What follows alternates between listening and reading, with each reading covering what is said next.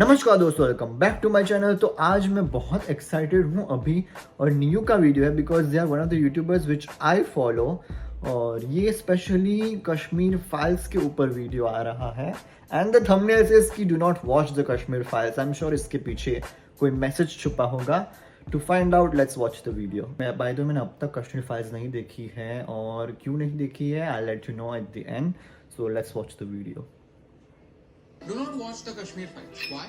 क्योंकि कश्मीर फाइल्स एक फिल्म है ही नहीं, ना ही इसमें कोई हीरो है, ना ही उसका किसी हीरोइन के साथ रोमांस। हर 10 मिनट के बाद इस फिल्म में गाने नहीं है, और तो और किसी टॉक शो ने इसे प्रमोट भी नहीं किया। So basically the Kashmir files is not worth your time, right? ये कोई फिल्म रिव्यू नहीं है। कश्मीर फाइल्स अच्छी फिल्म है या नहीं आप खुद डिसाइड कर सकते हैं, लेकिन ये एक इंपॉर्टेंट फिल्म है, ये मैं जरूर बता सकता हूं। IMDb 10 out of 10 चाहिए या नहीं इसके बारे में मैंने बहुत सोचा। ये वीडियो बनाना मेरे लिए बहुत डिफिकल्ट। क्यों? इस वीडियो के एंड तक आप समझ ही जाएंगे, बट आई फेल्ट ये वीडियो बनाना जरूरी है, क्योंकि द कश्मीर फाइल्स सिर्फ एक फिल्म नहीं, एक सच है जो आप तक पहुंचना जरूरी है। और वो सच ये कि हम एक कंफर्टेबल दुनिया में रहना चाहते हैं। छोड़ो कल की बातें, कल की बात पुरानी, इस नारे पर हम विश्वास रखते हैं, लेकिन ये समझ नहीं पाते कि कुछ घाव सिर्फ वक्त के साथ नहीं भरते। द कश्मीर फाइल्स 2 दिनों की कहानी है। एक आज का दिन जिसमें आप और मैं जी रहे हैं, और दूसरा वो दिन 19 जनवरी 1990 जिसमें कश्मीरी पंडित आज भी जी रहे हैं। वो दिन जिस दिन उन्हें अपने ही घर से बंदूक की नोक पर धक्के मार मार कर बाहर निकाल दिया। Let me tell you, the Kashmir files एक फिल्म है ही नहीं, क्योंकि इसमें कोई हीरो नहीं,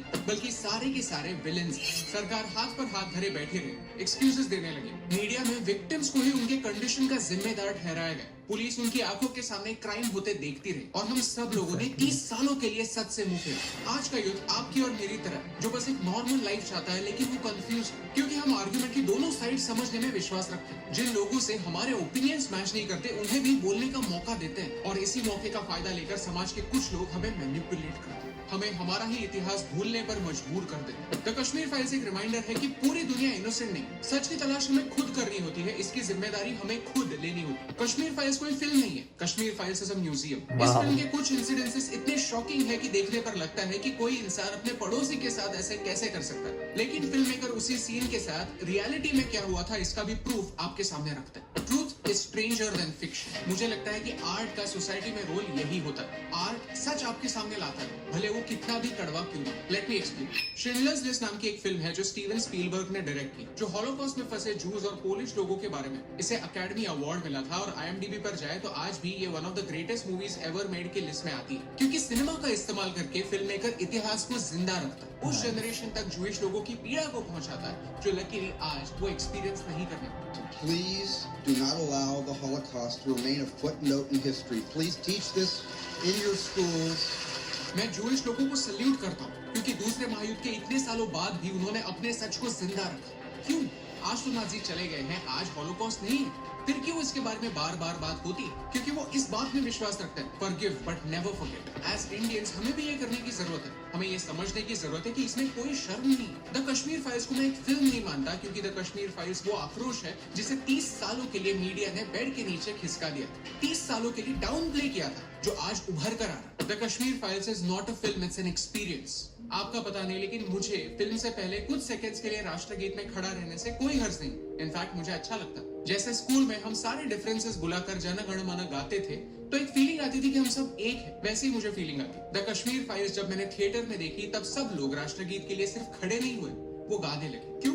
क्या उन्हें किसी ने 200 रुपए दिए थे, बिरयानी दी थी, या पॉपकॉर्न फ्री में खिलाए? वो आवाज दिल से आ रही। ये कहते हुए आज भी मेरे रूमटे खड़े हो जाते हैं, लेकिन जब मैंने ये फिल्म देखी तब मुझे एक सेंस ऑफ ड्यूटी महसूस हुआ। आज का सच ये है कि लोगों को अपने घर से निकालकर 500 रुपए खर्च करके सिनेमा हॉल तक लेके जाने के लिए टैक्टिक्स खेलने पड़ते हैं। टॉक शोज में जाना एक फॉर्मूला, हीरो हीरोइन के बीच अफेयर की न्यूज फैलाना एक फॉर्मूला, पैसे देकर ट्रेंड्स चलाना एक फॉर्मूला, लेकिन बिना फेक हाइप के सिर्फ स्टोरी के बेसिस पर लोगों को सिनेमा घर तक पहुंचाना एक अचीवमेंट। आपका पता नहीं, लेकिन मुझे ऐसा लगता है कि अच्छी मूवी वही होती है जो ऑडियंस को मूव करे, और इस मामले में ये मूवी सक्सेसफुल है। अब वापस आता है उसी सवाल पर कि ये वीडियो बनाना मेरे लिए मुश्किल क्यों थी, क्योंकि ये फिल्म देखने के बाद मैं सो नहीं पाया। पूरी रात पढ़ता रहा कि वहाँ के कश्मीरी पंडितों के साथ क्या हुआ। मेरा खुद से और मेरे देश से एक ही सवाल था कि ये फिल्म बनने के लिए 30 साल क्यों लगे। कश्मीरी पंडितों की कहानी हम तक पहुंचाने के गट्स आज तक किसी भी स्टार ने क्यों नहीं दिखाया? क्या वो कहानी सच्ची नहीं थी? क्या वो लोग उनके अपने नहीं थे? किस बात का डर था? वर्ल्ड में सबसे ज्यादा फिल्म्स हमारे भारत में बनती है, वही घिसी पिटी कहानी बार बार रिसाइकिल करके हमें दिखाई जाती। तो ये कहानी छुपाई क्यों गई? क्या इस पर रिसर्च करना किसी ने इंपॉर्टेंट नहीं समझा? इन दी एंड मुझे यही कहना है कि जिन लोगों को कश्मीरी जेनोसाइड के बारे में पता है उन्हें ये फिल्म देखनी चाहिए, और जिन लोगों को कश्मीरी जेनोसाइड के बारे में नहीं पता उन्हें ये फिल्म जरूर देखनी चाहिए। इस फिल्म को देखने के बाद लोगों के रिएक्शंस देखने चाहिए और खुद को सवाल पूछना चाहिए, क्या ये रिएक्शन, ये आंसू प्रोपेगेंडा है या एक ऐसा सच है जो पिछले 30 सालों से अंदर ही अंदर घुटा हुआ? एक फिल्म का पर्पस व्हाइट वॉश करना नहीं होता, बाउंड्रीज को पुश करना होता। 12 Years a Slave देखिए, लाइफ इज ब्यूटीफुल देखिए। ये फिल्म स्पेशल इसीलिए है क्योंकि ये फिल्म पर्दे से बाहर आकर आपको, ऑडियंस को एक सवाल पूछती है। The things that you are just uncomfortable watching on screen are the things these people actually went through. Exactly. Kashmir files भी यही करता है, आपको एक सवाल पूछता है कि सच पर पर्दा डालने की आदत हम कब छोड़े। So do not watch the Kashmir files अगर आपको व्हाइट वॉशिंग पसंद है। Do not watch the Kashmir files अगर आप एक डिस्टर्बिंग सच देखने की हिम्मत नहीं रखते। Do not watch the Kashmir files अगर लोगों का दर्द देखने की ताकत आप नहीं रखते। But do watch the Kashmir files अगर आपको भी लगता है कि सब लोगों की तरह इन लोगों को भी अपनी कहानी सुनाने का हक है, और ये सिंपल सी बात आप तक पहुंचाने से मुझे फर्क पड़ा। First of all let me know you guys कि मैंने अभी तक कश्मीर फाइल्स क्यों नहीं देखी है। मेरा कलेजा फट गया क्योंकि मैंने नहीं देखी, because I live in the Philippines, दोस्त of you who don't know, और यहाँ पे ये फिल्म नहीं आई है। सो मुझे इतना रिग्रेट हो रहा है कि जब से मैंने ट्रेलर देखा, पब्लिक के रिएक्शंस दिखे, जस्ट रिएक्शन देखकर पब्लिक के जो थिएटर्स के बाहर आते हैं वो देखकर आपके आंखों में आंसू आ जाते हैं। तो ये जो 2 hours 50-40 मिनट्स की जो मूवी है वो एक एक्सपीरियंस होगा। Not it as they said, it's not just a movie, ये इतिहास देख रहे हैं हम लोग। सबसे पहले let's clap for our Indian brothers and sisters जो इस फिल्म को इतना सपोर्ट किया है कि हर एक थिएटर्स लाइक फुल 500 सीट मिली इनको, लेकिन फिर भी इतना सपोर्ट, मीडिया का कोई कवरेज नहीं, बड़े बड़े स्टार्स आप जिनके फैंस हैं उनका कोई सपोर्ट नहीं, लेकिन देश की जनता का सपोर्ट है, दैट मैटर्स। और विवेक अग्निहोत्री का कैसे हम लोग उसका थैंक करें, लाइक आप देख सकते हो कोई इसके पैर छू रहा है, कोई इसको नमस्कार कर रहा है, प्रणाम कर रहा है, कोई गले मिल रहा है, that is what I call an achievement. Also मैं आपको एक बात बता दूँ, make this sure in your mind, अच्छा वो ये मूवी आई, इनसे हमें एक और चीज़ की सीख मिलती है।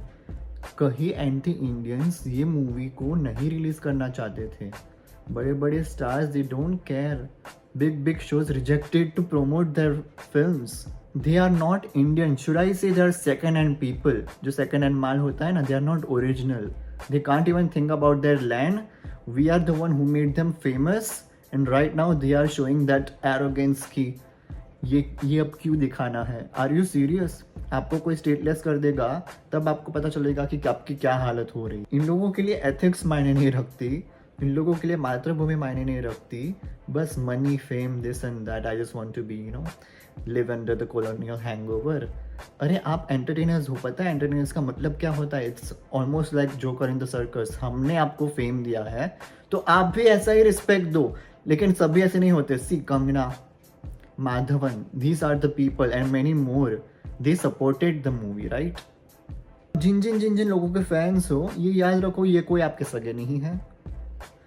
इंस्पिरेशन एक एक्टिंग से नहीं होती, उसके कर्म देखो, राइट? रियल लाइफ में वो कैसे है, उस बेसिस पे आप फैन बनिए। कीपिंग दिस असाइड, मैं जस्ट कहना चाहता हूँ कि अभी एंड न्यू पति पत्नी के रिलेशनशिप का एक मिसाल है। मोस्टली क्या होता है पति पत्नी में, खाना पीना, मनी, अब बच्चे चाहिए, बस लाइफ खत्म, बस इसमें में। बट एक नेशनलिस्ट पति पत्नी ऐसे हो जो एक दूसरे को सपोर्ट करे, एक नेशनलिस्ट हो, वो देखकर इतना प्राउड फील होता है कि it is not just about बच्चे हो गए फिर बच्चों को आगे जाके बोले मुझे पोता पति दे दो, नहीं। देन व्हाट इज योर, तुम्हारा क्या रह गया इस देश के प्रति? एंड ऑफ द डे आप अकेले जाओगे, अकेले आए हो अकेले जाओगे, right? So do something for your nation even after getting into this material, marriage and all.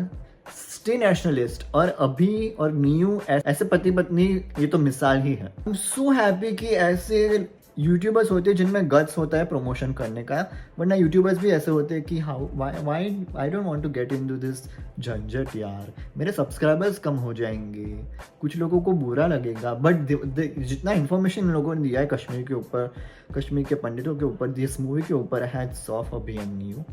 और जैसे कि इन लोगों ने कहा कि इंडिपेंडेंट इंडिया में ऐसी चीज़ें, ऐसी घटनाएं हुई।